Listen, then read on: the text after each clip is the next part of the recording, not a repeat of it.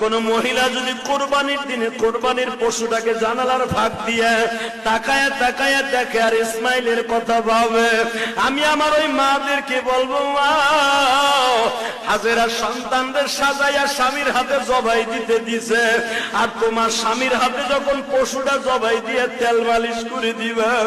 এই পশুটাই দিয়া বলবে, ও জাতির পিতা ইব্রাহিম, সুন্নাত আবিকুম ইব্রাহিম, তোমার সুন্নাত আদায় করতে যাই মহিলাই গরুটারে খৈল ভুসি খাওয়াইছে,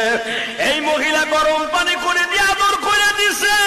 এই মহিলা দারোয়ানকে বলছে, গেটম্যানকে বলছে গরুটারে সুন্দর করে গোসল করা। মনে রাখো তোমার, এই জন্যই দেখবেন গরু কিনবেন আপনি,